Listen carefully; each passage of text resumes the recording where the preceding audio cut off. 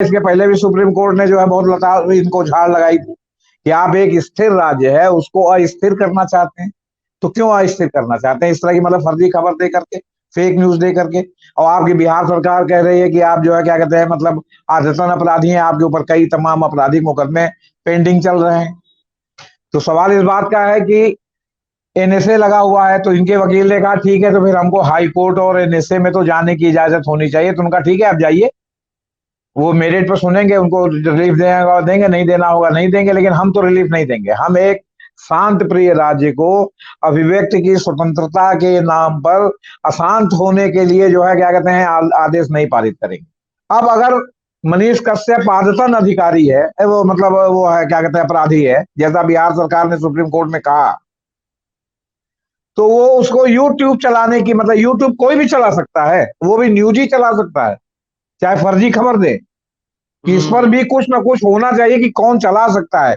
कहीं कोई रजिस्ट्रेशन, कहीं कोई नियमन, कुछ तो होना चाहिए कि वन फाइन मार्जिंग कोई भी उठे और यूट्यूब चलाने लगे और यूट्यूब पर जो है खबरें जो है एक से एक बेसिर पैर की चलाए, जिससे दंगे हो जाए, जो शांत राज्य है अशांत हो जाए, जहां जो है आपका सांप्रदायिक उन्माद नहीं है वहां सांप्रदायिक उन्माद हो जाए।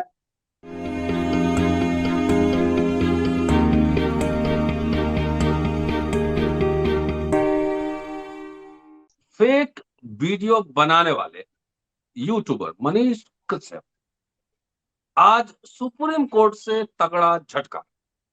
क्या मनीष कश्यप आदतन अपराधी पत्रकार हैं या पॉलिटिशियन? ये तमाम मसला आज चर्चा में आया है। दोस्तों, रतनलाल बोल रहा हूं और आप देख रहे हैं अम्बेडकर नामा।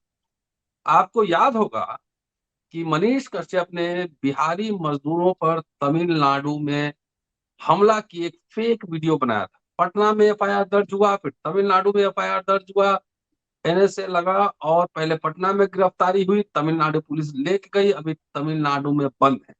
आज 3 सदस्यीय bench headed by chief justice Chandrachud, उनके कोर्ट में ये सुनवाई हुई है और वहां से उनको तगड़ा झटका लगा है। सभी केसों को क्लब करने की उनकी जो रिक्वेस्ट थी उनको टर्न डाउन कर दिया गया है। साथ ही और फोरम्स पे जाने के लिए मसलन हाई कोर्ट, एनएसए कहीं जाने के लिए कहा गया है। क्या है पूरा मसला, ये इस एपिसोड में समझने की कोशिश है। वरिष्ठ पत्रकार जेपी सिंह साहब हमारे साथ मौजूद हैं। वो कानूनविद भी हैं, वकील भी हैं, इसलिए तकनीकी पहलू पे भी अच्छे से वो बात रखेंगे। स्वागत है सर। जी नमस्कार सर।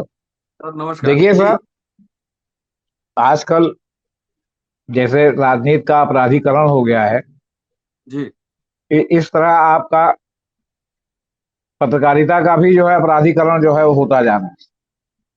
हम्म जिस समय लोकल आपका क्या कहते हैं आपके अब तो सीधे सीधे जो है आपके जितनी बड़ी बड़ी कंपनियां हैं उन्होंने डायरेक्ट टू होम सर्विस कर दी है। नहीं तो पहले केबल के माध्यम से आप जो है केबल कनेक्शन लेते थे, जी तो जितने केबल चलाने वाले थे उन्होंने अपने को स्वघोषित पत्रकार घोषित कर दिया था। कैसे? तो उन्होंने अपने एक आदमी को तो रिपोर्टर बना दिया, एक आदमी को कैमरामैन बना दिया, एक आदमी को झोला लेके चलने वाला बना दिया। प्रयागराज, कानपुर, लखनऊ कहीं भी जो प्रेस कॉन्फ्रेंस होती थी, आपको पत्रकारों से ज्यादा जो है वो माइक लिए हुए और आपका क्या कहते हैं कैमरा लिए हुए आपके जो है वो केबल वाले जो है वो वहां उपस्थित हो जाते थे और कोई नियमन नहीं था। हाँ, मुख्यमंत्री के प्रोग्राम में जो है जरूर उनको वो था, बाकी सब जगह वो घुसे हुए रहते थे। यहाँ सर्किट हाउस तक में घुसे रहते थे, कोई रोकने वाला नहीं था। अब इसी करीब को आप इस तरह देखिए कि अतीक को जो मारने वाले थे वो भी पत्रकार के रूप में जो है हत्यारे पहुंचे हुए थे, पत्रकार का लटका करके पहुंचे हुए थे, कोई उनको रोकने वाला नहीं था। इसी कड़ी में आप और आगे समझिए कि जो आप देखते हैं कि मतगणना होती है, जब चाहे राज्य स्तरीय मतगणना हो चाहे केंद्र के जो है लोकसभा चुनाव की स्थानीय स्तर पर मतगणना हो, तो किसी भी संस्थान के पास इतने रिपोर्टर नहीं है कि जो वो और जो है भी वो सब स्टिंगर टाइप के हैं जिनको वो भेज करके मतगणना का मतलब टाइम टू टाइम जो है वो क्या कहते हैं जो नहीं है अपडेट देते रहते हैं, दे सके। नतीजा क्या है कि वो टेम्परेरी रूप से तमाम लोगों को रिक्रूट करते हैं और एक जो है वो क्या कहते हैं उनका उनको दे देते हैं, एक अथॉरिटी लेटर दे देते हैं, सूचना विभाग में जाके दे आता है कि हम इस अखबार के प्रतिनिधि हैं और वो उसके आधार पर उसको जो है वहां घुसने की इजाजत हो जाती है। ये सब लूप होल्स मैं बता रहा हूं। अब अगर मनीष कश्यप आदतन अधिकारी है, वो मतलब वो है क्या कहते हैं अपराधी है, जैसा बिहार सरकार ने सुप्रीम कोर्ट में कहा, तो वो उसको यूट्यूब चलाने की, मतलब यूट्यूब कोई भी चला सकता है, वो भी न्यूज ही चला सकता है, चाहे फर्जी खबर दे, कि इस पर भी कुछ ना कुछ होना चाहिए कि कौन चला सकता है। कहीं कोई रजिस्ट्रेशन, कहीं कोई नियमन, कुछ तो होना चाहिए कि वन फाइन मॉर्निंग कोई भी उठे और यूट्यूब चलाने लगे, और यूट्यूब पर जो है खबरें जो है एक से एक बेसिर पैर की चलाए, जिससे दंगे हो जाए, जो शांत राज्य है अशांत हो जाए, जहां जो है आपका सांप्रदायिक उन्माद नहीं है वहां सांप्रदायिक उन्माद हो जाए। आप ऐसे भी देखेंगे, अगर आप सोशल मीडिया को वॉच करते हैं तो आप देखेंगे कि जो यूट्यूब पर जो बड़ी बड़ी तमाम खबरें आती हैं, वो इस तरह की खबरें आती हैं कि जैसे मतलब वो काम हो चुका, मतलब कर्नाटक में कांग्रेस जीत गई। अभी कर्नाटक में जीत गई क्या कांग्रेस? अखिलेश नाम का एक आदमी जो है ऐसे पकड़ा गया, और ये कि अखिलेश को एक दरोगा ने थप्पड़ मारा। अब हेडिंग है, अभी कल ही परसों की हेडिंग है। और फिर जब आप सुनिए तो पता चला अखिलेश समथिंग कोई और, अब अखिलेश को मारा, फोटो लगा दिया उन्होंने दरोगा की बगल में अखिलेश यादव की, तो लगा कि अरे अखिलेश यादव को किसने थप्पड़ मार दिया, उधर योगी की लगा दिया। और खबर जो है वो कोई और, अखिलेश अखिलेश के नाम दुनिया भर के लोग हैं, राहुल नाम दुनिया भर का है, आपसे बता रहे हैं, नरेंद्र नाम दुनिया भर का है, अमित नाम जो है वो क्या कहते हैं, जब से अमिताभ बच्चन का प्रादुर्भाव हुआ है शायद ही कोई खानदान होगा जिसमें 10-5 बच्चों के नाम अमित ना हो, तब तमाम 10-5 बच्चियों के नाम ऐश्वर्या ना हो। वो तो उस समय के साथ जो है उस तरह चलता है। तो कहने का मतलब है कि अब ये जब मनीष कश्यप जी ने लगा दिया कि साहब बिहारी मजदूरों का एक सनसनीखेज मामला लगा दिया, और मामला उजागर हो गया, तो उन पर बिहार में भी मुकदमा हुआ, तमिलनाडु में भी मुकदमा हुआ, और आपने भी बताया कि तमिलनाडु में बंद है।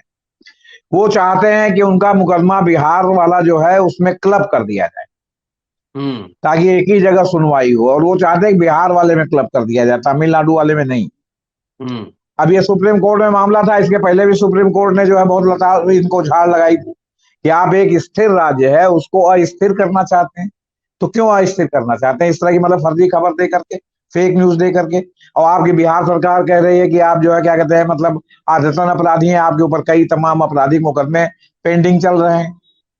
तो सवाल इस बात का है कि एनएसए लगा हुआ है, तो इनके वकील ने कहा ठीक है, तो फिर हमको हाई कोर्ट और एनएसए में तो जाने की इजाजत होनी चाहिए। तो उनका ठीक है आप जाइए, वो मेरिट पर सुनेंगे, उनको रिलीफ देगा देंगे, नहीं देना होगा नहीं देंगे, लेकिन हम तो रिलीफ नहीं देंगे। हम एक शांत प्रिय राज्य को अभिव्यक्ति की स्वतंत्रता के नाम पर अशांत होने के लिए जो है क्या कहते हैं आदेश नहीं पारित करेंगे।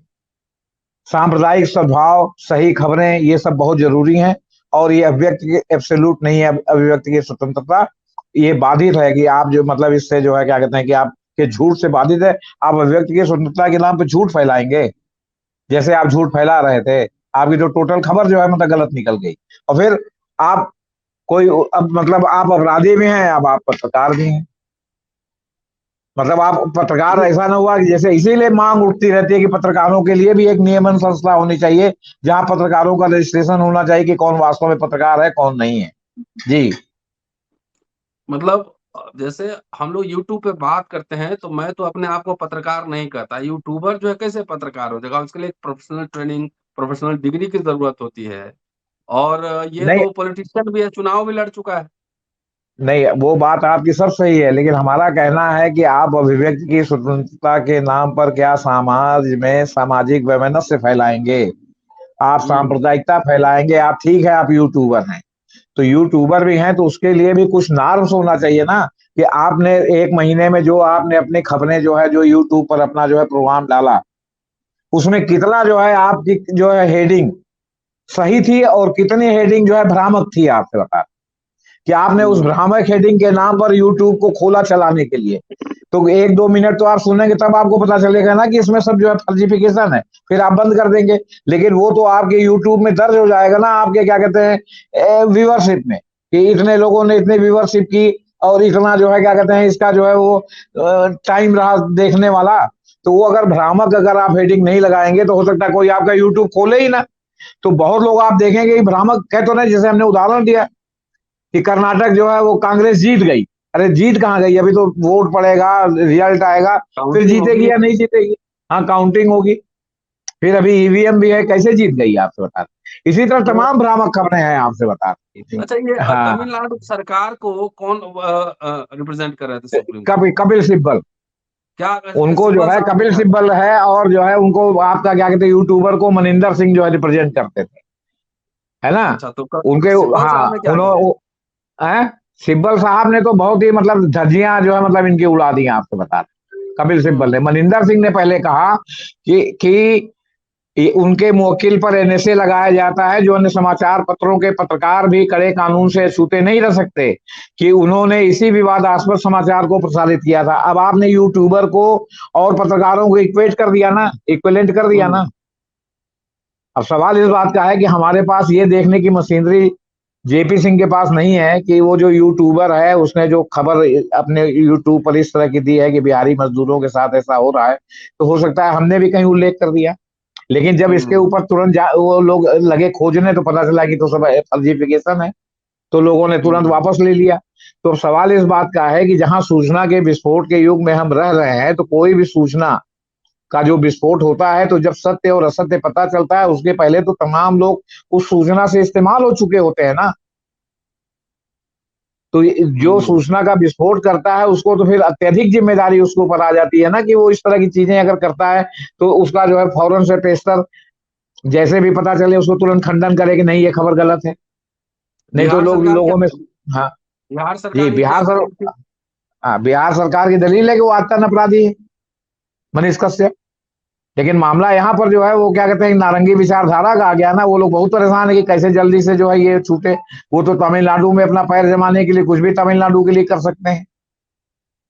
नहीं, तो ये तो फिर इसका अब जज मनीष का। साहब देखिए, आपका जो है चंद्रचूड़ साहब और उन्होंने पीर नरसिम्हा और एक और जज हैं, उन्होंने कहा कि आपके पास तमिलनाडु जैसा राज्य है, आप उस राज्य में अशांति पैदा करने के लिए कुछ भी प्रसारित करते हैं। और ठीक है, आप कह रहे हैं तो वो एनएसए सहित जो है कानून के अनुसार अपने उपायों का जो है वो मतलब निचले लेवल पर पालन करें, हम इसमें कोई राहत नहीं देंगे।